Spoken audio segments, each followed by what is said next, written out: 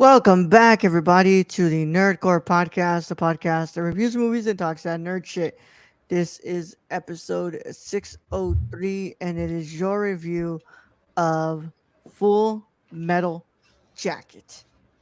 And as always, is the nerd. You're going to hear the host of the show alongside my wonderful co host, Brad Young Yoda. What's up, everybody? Yes, sir. Yes, sir. And happy, Thursday. Thursday live for the patrons. Thursday live for the patrons. It's a over at Thursday. patreon.com/the nerdcore. But happy Saturday to everybody else who's getting this on Saturday. Brad, we're going to be talking about Stanley Kubrick's Full Metal Jacket today. But before we can get into any of that, how are you? Doing well, Roll. Yep. Busy day at work today, so running around. Yeah. People not doing what they're supposed to be doing, having to fix that. So, you had to play a supervisor, huh? no, this was a whole different. This was a whole different like government thing over here, and I had to tell them they needed to do something, and they wrote back. They're like, "Oh, our bad," and I'm like, really "Damn right, you're bad." You're like, I don't really feel like it. I don't wanna. I don't want it. I don't wanna. Oh man. But you're gonna. Yeah. As my dad said when he took off that belt, "Oh, you gonna." Yeah. Hell have no fury, right? I'm just telling the truth. Yeah, Worse was when he made you go get the belt. I'm like, oh god. And you're like, I'm gonna take an hour to do this, and maybe you'll fall asleep. I feel like he probably still would have been up. No, he was. But yeah, we are continuing on with this weird month that we have here that I'm just gonna call. We're talking about whatever we want because yeah, it's worked out so far. We got so far because we're kind of just catching up on waiting for the next month to start, so that way we can actually do our themes. But for now, we're just looking at some random films. This is our fuck a theme month. Fuck a theme month, yeah. Fuck a theme month. I think that should be a recurring thing every year. Just be a fuck a theme month. Yeah. Fuck a theme month. We get to choose whatever we want to talk about. Yeah. But yeah, Brad, I just went to go watch Blue Beetle today, and came back from that, and I worked today, and that's it. What's up, Stacy? All right, I'm getting a Switch. Wait, cutting my own Switch? Now I'm just wondering, would I rather be beat by an actual Switch or by the game unit Switch? Whack. I think both are gonna suck. Both are gonna suck either way. Yeah. All of the young people watching this like, what the fuck's a Switch? What's a Switch? Oh man! But thank you, Stacy. Yep. Thanks, Stacy, for being here. Stacy's able to watch this live and early because he's able to interact with us because he's on the Patreon. At least Stacy still loves us. Yeah, at least Stacy still loves us. Yeah, Ooh. That's cool. Ooh, I need to put I'll have more thoughts on Blue Beetle when we do our official review with me and Luis. But I'll say this: I liked it, and yeah, that's good.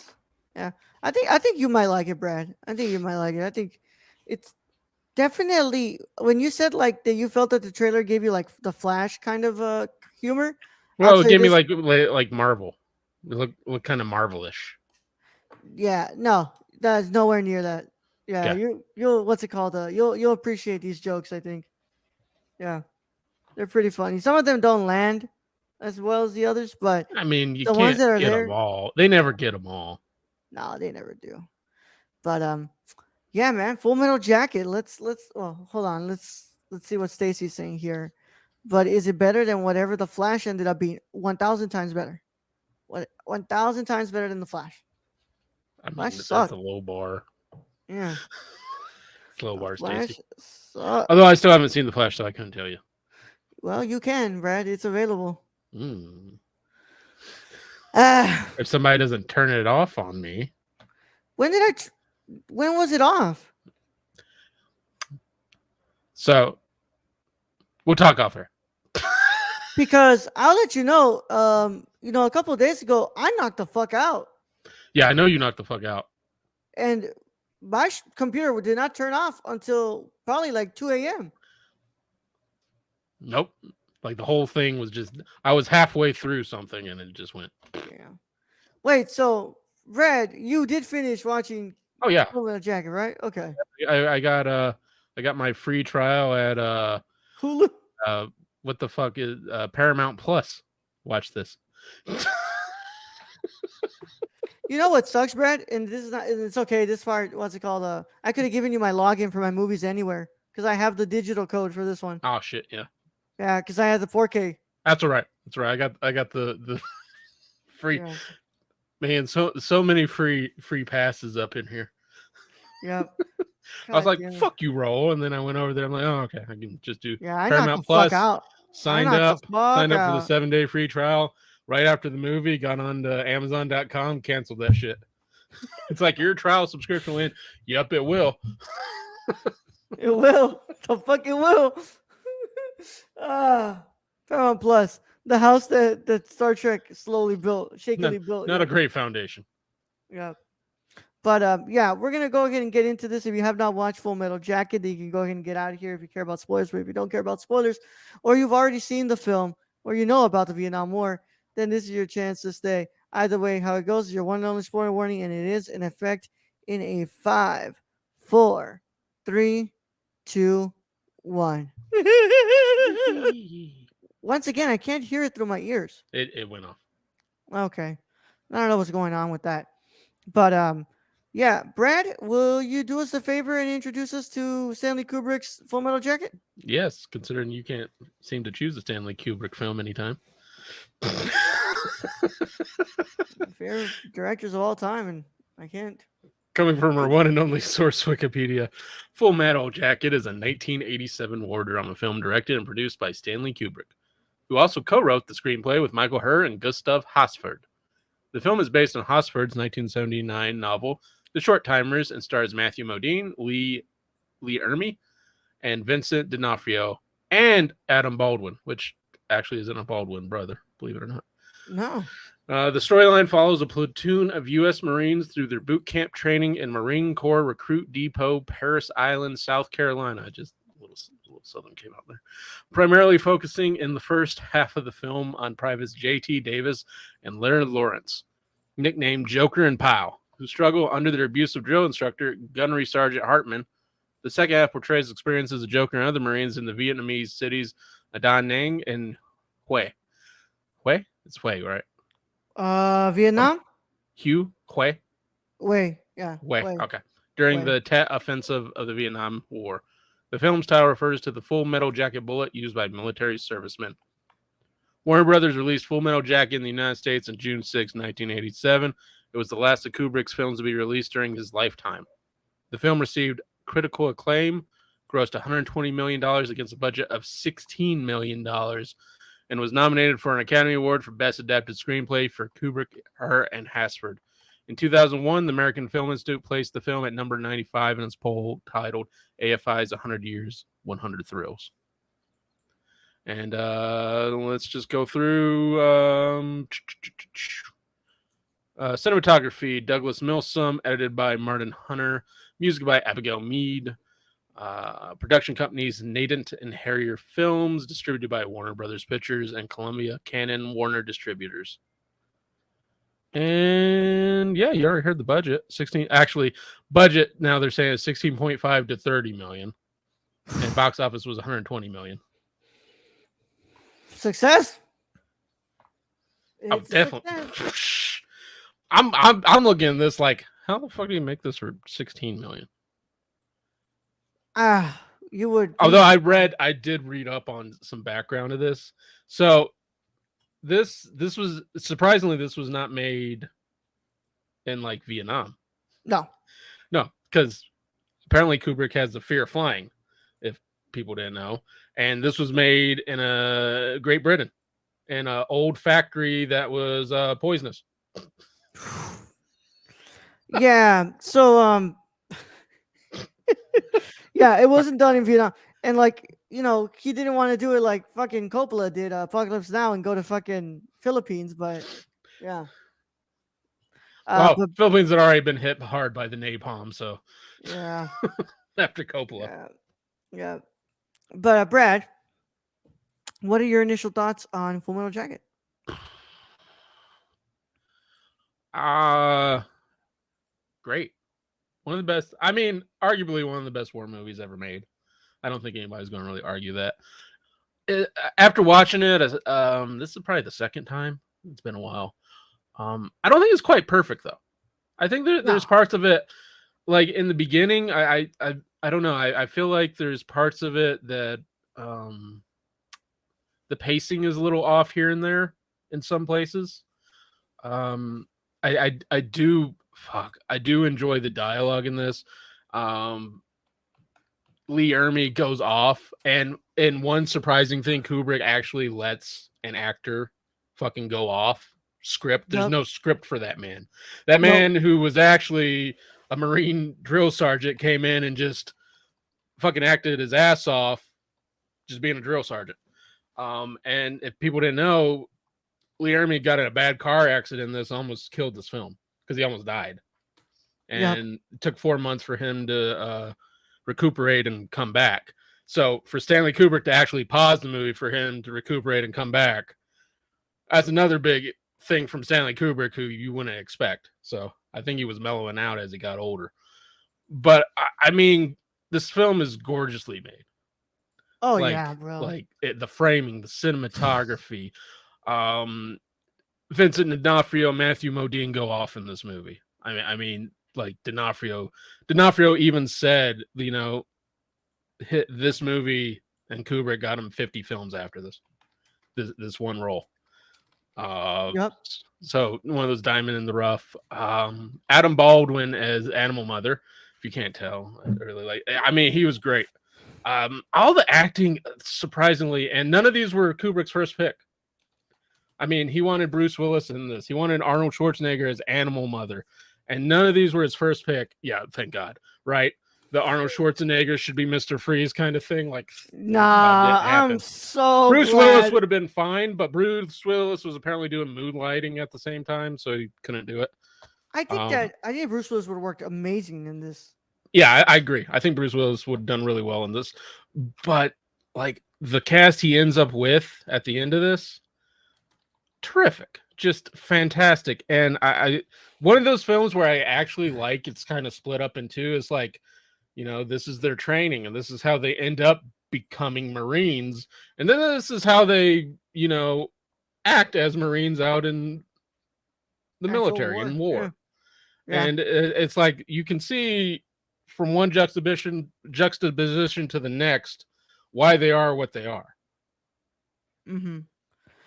So of course I'm going to get a little shameless plug in here. I actually reviewed this film on my personal channel, and you can check out that by going to my channel, just youtube.com/ at the Nerd Chicano. I talked mostly about the 4K transfer that they did on this, which Great. fantastic. One of I the mean, the one on Paramount Plus was looking good, Yeah, honestly. they did such a great job because when I watched this movie for the first time, it was an old print, and oh my god, that one looked a bit rough already.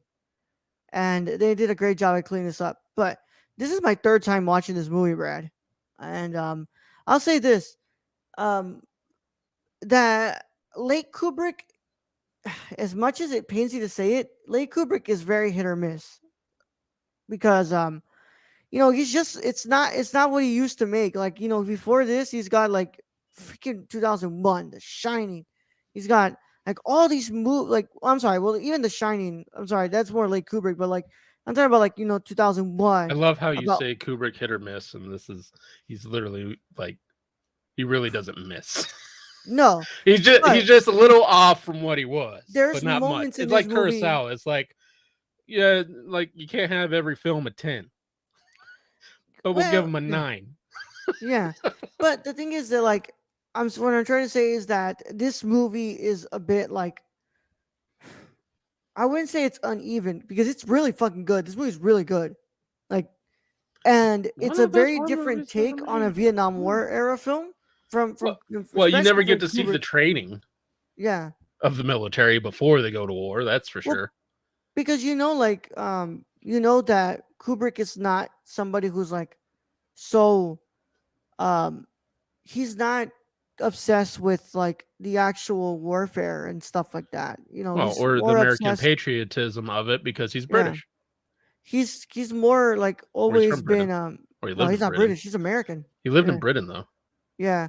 But you know that he's always been interested in like the psychological analysis of like humans and their and like and especially in this film it's like such an interesting way to see like there where they start, how they're created into these war machines and they get sent and they're like, yeah, that they have to do all these things and Stacy says spoilers, this is Wilson Fisk's or origin I would take this as his origin I story, yes. mean, Yeah. Yeah. if it didn't end the way it did, yeah, I could see it. Yeah. But I say this: I like this movie a lot. It's not my favorite Kubrick at all, but it's a damn good movie, and I really like. I've always said like I do appreciate that Kubrick brings a different approach to a war film. You know, he kind of did a war film with Barry Lyndon, but it's kind of not a war film.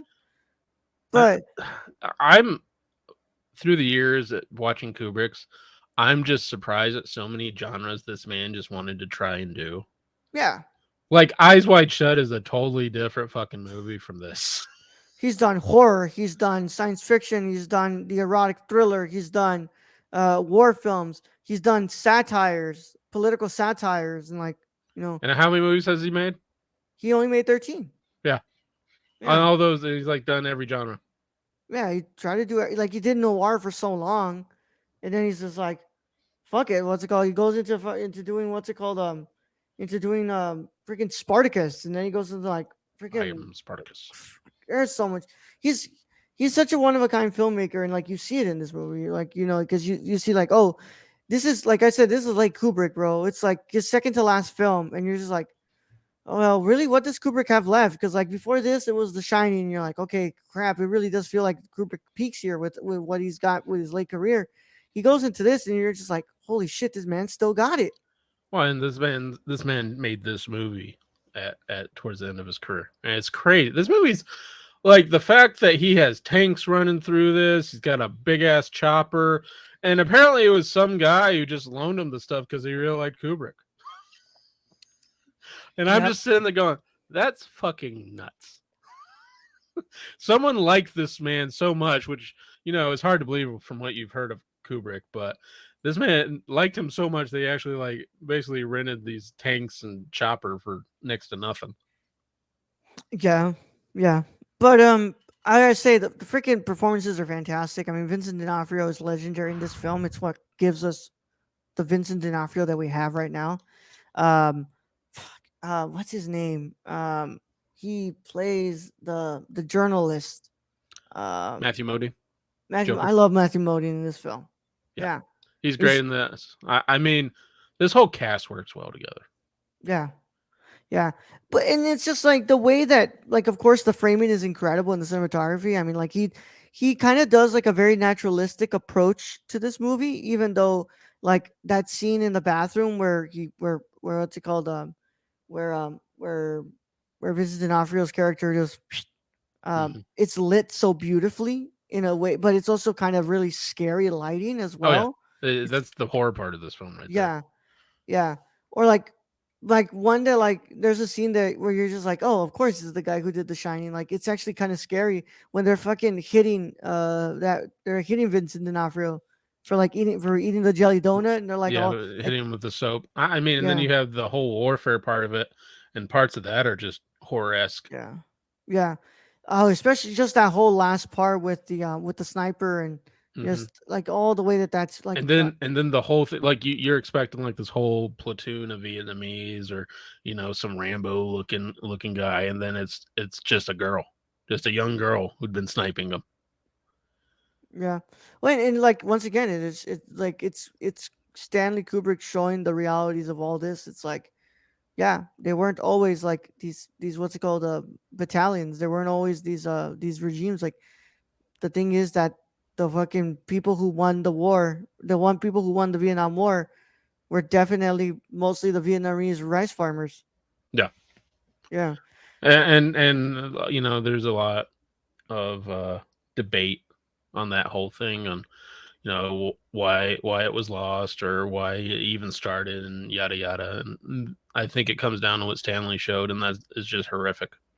Yeah, it's horrific. And like, look, I think Stanley Kubrick is somebody who like really does understand the fact that the United States should not have been in there, and the fact that like we were there for no fucking reason, really. Like, just it's proxy wars, right? Proxy wars, and he recognizes that.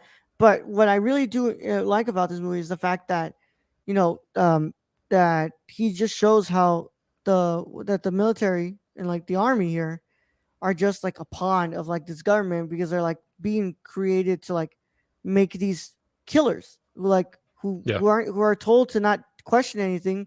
Like, here you have a job that you need to do, just do it. and I think surprisingly, Animal Mother has one of the strongest lines in this whole film, and Yeah. it's asked on why does he think he's in the war, and you have one character go freedom, and Mother's like, fuck that. If it's one thing I'm here for, and I'm going to, take it down to one word, it's poontang. And that's about right. I mean, if you're justifying why you're there, it could be for any fucking thing. Whatever you word comes to mind, I guess. Yup, yup. But just a great movie, man. I think that it's so well crafted, and it's just like I said, for late Kubrick, it just stands above like so much of his career. But it's just not on the level that I'd ever put it up against like 2001, or freaking A Clockwork Orange. I I just think mean, that but then you like look at other war movies, and you kind of go, what do I compare this to? Like, you have Platoon, you have Saving Private Ryan, you have like good war movies, but I think this is in its whole, like, just the fact it starts the way it starts for that first half. It's so different that think you have to put that into, you know, reasoning and be like, Kubrick was on a whole different fucking level. yeah, well, like I said, he employs like a different approach to the Vietnam War film Yeah, and war films. what To everybody else me, was doing. though, Yeah, I always will consider the best Vietnam War film to be Apocalypse Now. I think it's a better movie, and I think that I do love Apocalypse Now. yeah, Apocalypse. And I I mean, think that actually, what was the budget on Apocalypse Now? way more, way fucking more. I mean, the man, like, Coppola did destroy a whole like forest. Yeah, yeah. But and I just like that movie a lot more. But and I think that it's saying a lot more than this. But like I said, this is so different from all those other films, and that's why I really like. I like, and like in a sense, honestly, I'd call this an anti-war film. I'd go as No, far it to is. say that it's anti-war. I Yeah, think that Kubrick very much does not want people to be like, and that's why he kind of leaves it for the end of it. Like, I don't think Kubrick wants them to be like, look at this beautiful mess. Like, no, it's just, it's terrible. It's, it's at the end you're supposed to see these humans who have been stripped of all of their humanity. I mean, I think it kind of reminds me like Grave of the Fireflies. Yeah, Like, it just is like war as hell. That's what it is. yeah. One of my favorite lines does come from from fucking Hartman, and he's like, "The deadliest weapon in the world is a Marine and his rifle. It is your killer instinct about which must be harnessed to if you expect to survive in combat. Your rifle is only a tool. It is hard heart that kills. If your killer instincts are not clean and strong, you will hesitate at the moments of truth. You will not kill. You will become dead Marines, and then you will be in a world of shit because Marines are not allowed to die without permission. Do you maggots understand?" I love that fucking line because it once again just reinstates everything that we've been talking about here, is that they are only there to become killing machines Yeah, or die. or And die. another line in there, I caught towards the end when I guess they're graduating, is they're told a Marine may die, but the Marine Corps will live on forever. Yep. Yep. You're indispensable. Yeah. But I love this movie, man. I just it's one of my least favorite Kubricks for sure, but Yeah. it is a damn good movie, and I think that it works really A, well. a bad Kubrick is still a great movie. Pretty much, yeah, pretty much, It's like a yeah, Kurosawa. Bad Kurosawa is still like almost a fucking 10. yeah. Brad, what is your final verdict on Stanley Kubrick's Full Metal Jacket? I think a solid 8.75. I can't give it quite a 9, I don't think. I think I really enjoyed this movie more the first time I watched it just because I wasn't expecting any of it. But I think after the second watch, I'm taking it down to 8.75. Yeah, I give this an 8.5 out of 10. Yeah. I think it's a damn good movie. And I think that it's one like definitely a hidden gem within Kubrick's filmography. Because you would think like at this point like he really doesn't got it anymore, but he fucking still has it. And then he Still comes fucking out has with it. a fucking terrific war movie. War movies are Yeah. difficult. I mean, there's more Yeah, bad war movies than good ones, to be honest. I'm fit. Yep. And then of course like he ends his career with fucking Eyes Wide Shut, man. And I just like wow, like Yeah, uh, that weird ass one, which is yep, really fucking good. really fucking That's good, good man. too, and it has Tom Cruise, and we don't say that a lot about Tom Cruise. Yeah. Yeah. But that concludes our review of Full Metal Jacket. If you want to keep up to date with us on all things social media, make sure you follow us at thenerdcore.com. Twitter is at the nerdcore_, Instagram at the nerdcore. Our Patreon is patreon.com/thenerdcore. At the $1 tier, you get this episode live and early, and you're able to interact with us just like Stacy was this whole time because they are part of the Patreon. So go and check that out, y'all. Bro, I, Patreon.com I slash did the I did nerdcore. have a question before we keep going, and it's not a spoiler or anything. But what did you Yeah. think Disney thought of the ending of this movie?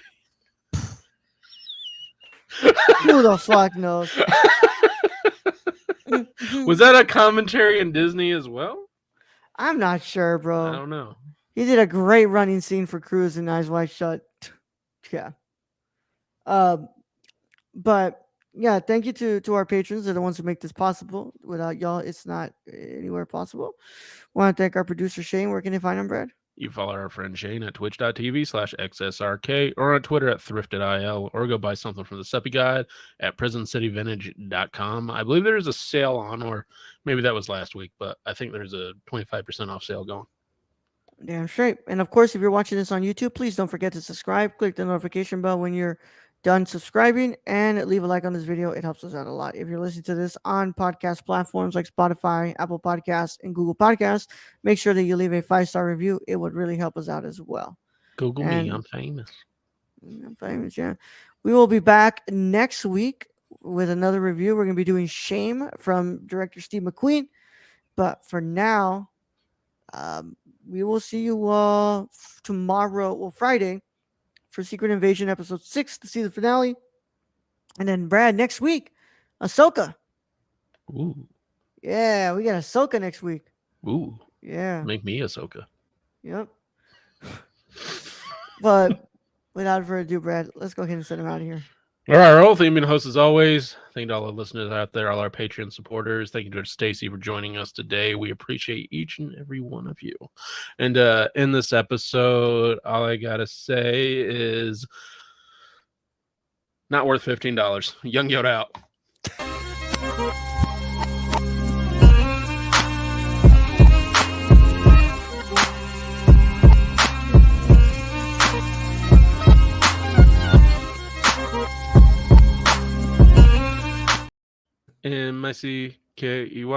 MICKEYMOUSE